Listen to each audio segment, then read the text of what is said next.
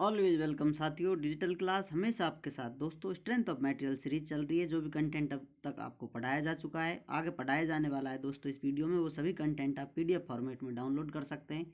आप चाहें तो फोटो कॉपी करा सकते हैं। दोस्तों, यदि आपका कोई डाउट है तो आप हमसे कमेंट कर पूछ सकते हैं।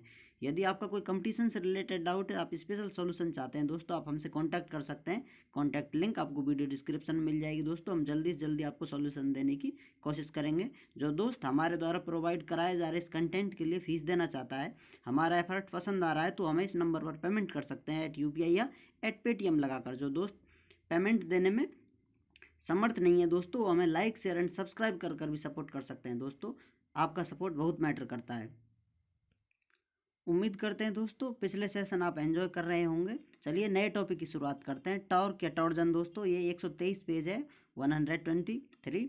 टॉर्क और ट्विस्टिंग मोमेंट, इसे ट्विस्टिंग मोमेंट कहते हैं दोस्तों, या टॉर्क कहते हैं बाय डिजिटल क्लास। ये अजम्पशन है दोस्तों, all the transfer sections remain plane and undistorted after twisting. In other words, the diameter of the shaft remains straight after twisting. और दोस्तों जो बचे अजम्पशन है वो स्ट्रेंथ ऑफ मटेरियल के जो हम अब तक पढ़ते आ रहे हैं वो सेम है। बाकी जैसा मटेरियल आइसोट्रोपिक होमोजीनियस, ये जो हम पढ़ते आते हैं, हुक्स लॉ पालन करता है दोस्तों, ये सभी अजम्पशंस हैं। ये मेन अजम्पशंस है जो आपको बताया है।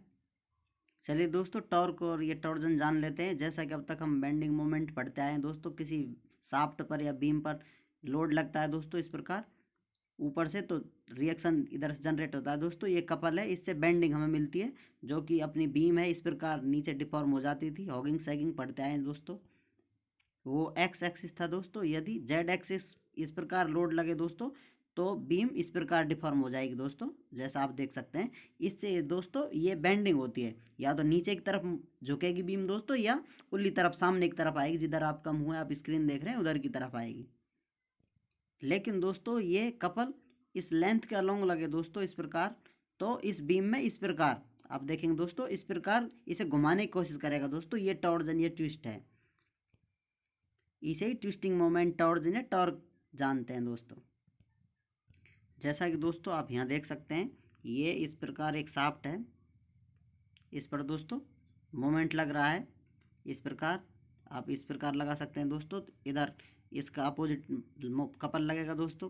और यदि आप इस तरह लगाएंगे तो इसका अपोजिट इस प्रकार मोमेंट लगता है दोस्तों। ये कपल लगेंगे जिससे मोमेंट जनरेट होता है। इससे दोस्तों यदि शाफ्ट नॉर्मल पोजीशन में अपनी इस प्रकार आप देख सकते हैं दोस्तों, इस पर अगर हॉरिजॉन्टल लाइन ड्रॉ की जाए तो इस प्रकार होंगी दोस्तों। लेकिन ये मोमेंट लगाने के बाद दोस्तों इसमें डिफॉर्मेशन आएगा, और दोस्तों ये वर्टिकल से लाइन कुछ इस तरह से हो जाएंगी, इस तरह से लाइन बन जाएंगी। अब ये अपनी वर्टिकल लाइन थी दोस्तों इस प्रकार। अब आप इसका क्रॉस सेक्शन देखेंगे दोस्तों, तो ये क्रॉस सेक्शन है इसका, इधर से आप देखेंगे दोस्तों। अब जो हॉरिजॉन्टल पॉइंट था दोस्तों, उसको हमने बी से प्रदर्शित कर रखा है यहाँ पर। और दोस्तों मोमेंट या कपल लगाने के बाद इसमें डिफॉर्मेशन आता है, इसमें ट्विस्टिंग आती है दोस्तों। उससे ये बी से बी डैश, ये पॉइंट यहाँ पहुँच जाता है दोस्तों। इसका डायमीटर सेम रहता है, डायमीटर चेंज नहीं होता। इसमें दोस्तों स्ट्रेस जनरेट हो जाते हैं, जैसा कि दोस्तों आप इस डायग्राम समझ सकते हैं। इसमें इस प्रकार जो हॉरिजॉन्टल लाइन थी दोस्तों वो घुमाव खा जाती है, लेकिन diameter across length full same रहता है दोस्तों। इसमें सभी में इस प्रकार चेंज आ जाता है। इस प्रकार दोस्तों कपल लग रहा हो, लेंथ कर लूँ तो टॉर्क ट्विस्टिंग मिलती है दोस्तों, जैसा आप इस डायग्राम से समझ सकते हैं। ये स्क्वायर से क्रॉस सेक्शन है दोस्तों, हम रेक्टेंगुलर क्रॉस सेक्शन पर स्टडी कर रहे हैं। जैसा कि दोस्तों इस डायग्राम में ये छोटा सा स्क्वायर बना हुआ है, इसको हम स्टडी करेंगे। जैसा आप यहाँ देख सकते हैं दोस्तों, वो छोटा सा इस प्रकार यहाँ बना हुआ है डायग्राम।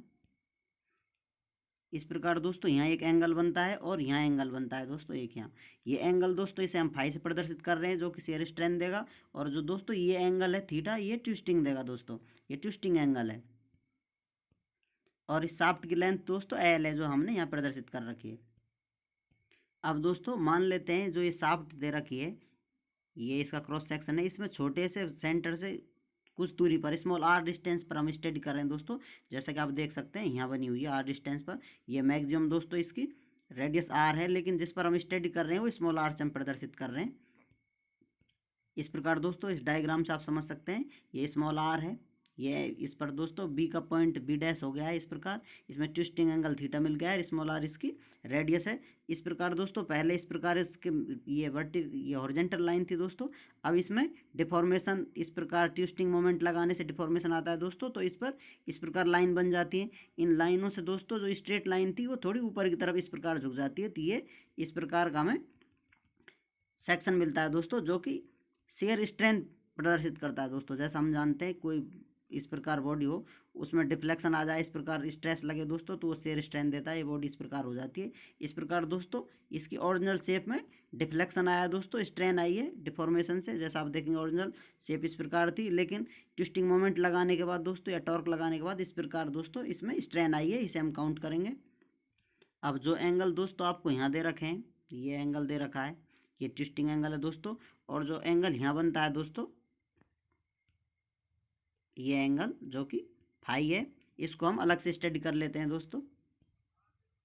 जैसा कि आप यहाँ समझ सकते हैं दोस्तों, ए बी और बी डैश दोस्तों ये है, तो ये बॉडी डिफॉर्म होगी है दोस्तों इस प्रकार, ये स्ट्रेन देगी, तो इसे हम काउंट कर रहे हैं, इसे कैलकुलेट कर रहे हैं। पहले ये बॉडी इस प्रकार थी, मोमेंट या ट्विस्टिंग लगाने के बाद इसमें अंतर आ गया दोस्तों, इस प्रकार से इस प्रकार चेंज होगी, इस प्रकार आप समझ सकते हैं। तो इस पर स्ट्रेन कैलकुलेट कर लेते हैं। जैसा हम जानते हैं दोस्तों, shear strain tan phi is equal to B dash बटे ए बी दोस्तों। इस प्रकार फाई, यदि एंगल बहुत छोटा हो तो हम टेन फाई की जगह सिर्फ फाई लिख सकते हैं, बी डैश बटे ए बी। इस प्रकार दोस्तों इसको चेंज कर दिया है। यहाँ दोस्तों हम बी से बी डैश जो आर्क है अपनी, ये इसकी लेंथ निकालेंगे दोस्तों इस थीटा एंगल से। जैसा हम जानते हैं आर्क लेंथ होती है दोस्तों रेडियस इंटू एंगल दोस्तों, इस प्रकार आप आर थीटा लिख सकते हैं इसको। तो अब ये दोस्तों बी डैश की जगह हम लिख देंगे ये आर थीटा। जैसा आप देख रहे हैं ये फाई था, टेन फाई, बी डैश की जगह आर थीटा लिख दिया दोस्तों। और जो ए बी था अपना नीचे, ये ए बी इसकी लेंथ है दोस्तों, जो सापट की है ये एल है। इस प्रकार phi is equal to R theta बटे एल, ये हमें रिलेशन मिल जाता है। अब दोस्तों अब हम पढ़ते आए हैं, हम जानते हैं हुक्स लॉ से हम इसे, जैसा कि shear stress is proportional to shear strain होता है दोस्तों ये, और इसका जी है रिजिडिटी है, शेयर स्ट्रेस का जो मॉडुलस है दोस्तों जी, इसे मॉडुलस ऑफ रिजिडिटी भी कहते हैं। इस प्रकार हम लिख सकते हैं दोस्तों, ये लिख दिया है हमने। अब शेयर स्ट्रेस है दोस्तों ये, तो आप शेयर स्ट्रेस 29 पेज पर जो अब तक हम पढ़ते आए हैं, पहले हम पढ़ चुके हैं, 29 पेज पर देख लें, डिटेल मिल जाएगा आपको शेयर स्ट्रेस स्ट्रेन, यदि कोई कन्फ्यूजन है तो। अब इस रिलेशन से दोस्तों इसको tau is equal to G, phi की जगह दोस्तों जो हमें वैल्यू मिली थी आर थीटा बटे एल, वो हमने पुट कर दिए, तो हमें टाउ बटे R is equal to G theta बटे एल, ये रिलेशन मिलता है दोस्तों। हमें मैक्सिमम टाउ चाहिए, तो ये रेडियस स्मॉल आर से कैपिटल आर कर देते हैं दोस्तों, इस प्रकार ये हमें रिलेशन मिल जाता है। अब यहाँ दोस्तों where theta is angle of twisting, जो हम थीटा पढ़ रहे थे दोस्तों, जो रेडियस में बना हुआ था थीटा, वो एंगल है दोस्तों ट्विस्टिंग एंगल है, जो फाई है स्ट्रेन एंगल है। और दोस्तों जो एंगल लिए हुए हैं वो रेडियंस में लिए गए हैं।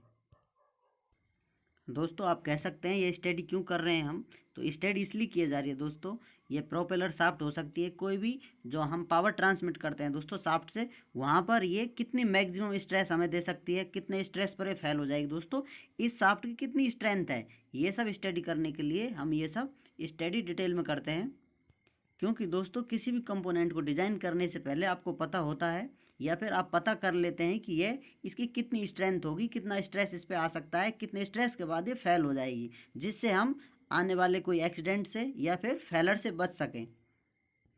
जहाँ भी हम इस प्रकार की जो शाफ्ट है दोस्तों इसका इस्तेमाल करेंगे, तो वहाँ ये इस प्रकार फिक्स नहीं होती, लेकिन स्ट्रेस आ सकते हैं दोस्तों, इस प्रकार स्ट्रेस आ सकते हैं। तो ये कितना स्ट्रेस वियर कर सकती है दोस्तों, कितनी स्ट्रेंथ है इसकी, कितनी क्षमता है, कितना सहन कर सकती है, कितने तक ये काम कर सकती है दोस्तों, ये सब जानने के लिए हम ये डिटेल स्टडी करते हैं।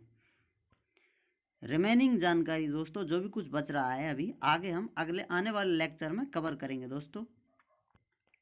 उम्मीद करते हैं वीडियो में दी गई जानकारी आपको समझ में आई होगी दोस्तों। यदि आपका कोई कन्फ्यूजन है तो आप हमसे कमेंट कर पूछ सकते हैं, आप चाहें तो हमसे कांटेक्ट भी कर सकते हैं दोस्तों। कांटेक्ट लिंक आपको वीडियो डिस्क्रिप्शन में मिल जाएगी।